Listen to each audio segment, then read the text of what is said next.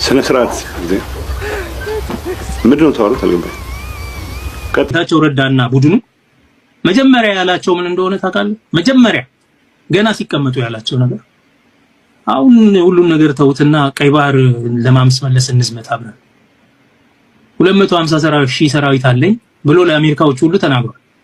250,000 ሰራዊት የሚለው የትግራይን መከላከያ ሰራዊት ለዚህን ይዘን እኮ በቀላሉ ድንበር ማስመለስ እንችላለን። የመጀመሪያ ንግግሩ the whole point የፕሪቶሪያን ስምምነት ማስተግበር ሳይሆን ያንን መከላከያ ያንን ሰራዊት ወደ ኢትዮጵያ መከላከያ ሰራዊት አስገብቶ እነሱን ይዞ በኤርትራ ላይ ጦርነት ማድረግና አሰብን የመቀራመት ሴራ ያለው ዛሬ ሄዶ አሰብ ለመዋጋት ሲፈልግ አሁን ያንን አንፈልግም፣ የጦርነት አውድማ መሆን አንፈልግም፣ እኛ ለኤርትራም ለኢትዮጵያም አንደግፍም የሚለው የነደብረ ጽዮንን ቡድን እንደ ጦረኛ ቡድን አድርጎ እሱን ለመውጋት በሚያስኬድ መንገድ እነሱን ለመዋጋት ትግራይን ለመውጋት በሚያስኬድ መንገድ እያቀረባቸው ጌታቸውን ወደ ራሱ አስጠግቶ የጌታቸውን መንግስት ደግሞ የፌደራሉ መንግስት ታማኝ አድርጎ ከህዝብ ትግራይ ህዝብ ነጥሎ በሁለቱ መካከል የሌለ ክፍተት ከፍቶ አሁን እነሱ ጋር ክልላዊ መንግስት ስርዓት እንዲፈርስ ለማድረግ ጥረት እየተደረገ ነው። ለትግራይ ህዝብ የማይጠቅም ነገር ነው ብለን የምናምነው ይሄ የጦርነት ጋጋታ ለማንኛውም አይጠቅም። ለትግራይ ህዝብ አይጠቅም፣ ለኢትዮጵያ ህዝብ አይጠቅም። በተደጋጋሚ እየሰማነው ያለነው ነገር ጉዳይ የቀይ ባህር ተጠቃሚዎች መሆን አለብን የሚል ነው። የባህር በር የላትም ኢትዮጵያ።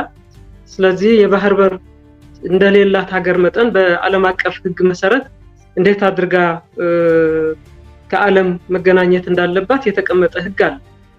በስርዓቱ ይህንን መብቷን ማስከበር የምትችል ይመስለኛል። የጦርነት ዝግጅቱ ግን ምን አመጣው? ወደ ጦርነት መግባት ኢትዮጵያ ህዝብም አያስፈልገውም፣ የኤርትራ ህዝብም አያስፈልገውም። ኤርትራና ኢትዮጵያ ጦርነት ከተጀመረ ደግሞ ትግራይ የጦርነት አውድማ ልትሆን ነው ማለት ነው። በምንም አይነት መንገድ እንዲሆን አንፈልግ።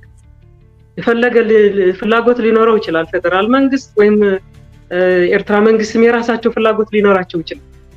ሁለቱም በሚያደርጉት ጦርነት ግን መሀል ላይ የትግራይ ህዝብ ተመልሶ እንደገና የጦርነት አውድማ እንዲሆን በምንም አይነት መንገድ ምንፈቅድ አይደለም።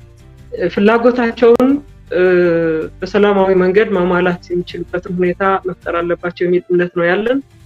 በአንድ ወቅት በጣም በሃኒሙን ውስጥ ነው የነበሩት። ምን ያህል ግንኙነት እንደነበራቸውና አብረው የትግራይ ህዝብ የጨፈጨፉ ናቸው ሁለቱም።